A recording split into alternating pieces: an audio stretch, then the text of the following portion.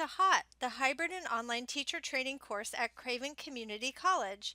In this video tutorial, you will learn how to import course contents from one course into another. As long as you are enrolled as a teacher in the course from which you want to import, you will be able to import all or part of the course into another course. First, you need to know the section number of the course from which you wish to import. It is important that you have the exact section number ready before you begin the import process. You can find the section number of any course by going up to Course Management, Edit Course Settings, and finding the course short name. It may be beneficial to copy the short name so you can simply paste it during import. To begin, enter the course you will be importing the contents into. In this example, I will import the contents from a prior semester into my course shell. To begin the import process, I will go to Course Management, and under the Course Settings column, I will select Import, scroll down, and paste the course section number or type it, and select the word Continue.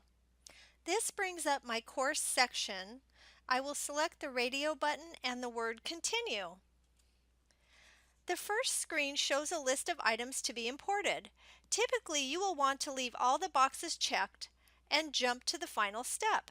This will import the entire course and all of the contents. In the case that we only want to import certain items into our course, we can specifically select each item using the check boxes. So I may want to go to the next page where I see many resources and assignments that are in the course. For example, if I wanted to not have syllabus part 1 and syllabus part 2 imported, I could deselect these boxes. Or if I only wanted a certain item moved over, I would deselect all of the boxes except that one item. Once I've selected which items I want to import, I will scroll down to the bottom and select Next. Here I will see a screen with green check marks next to every single item that will be imported into my course. Again, scrolling down,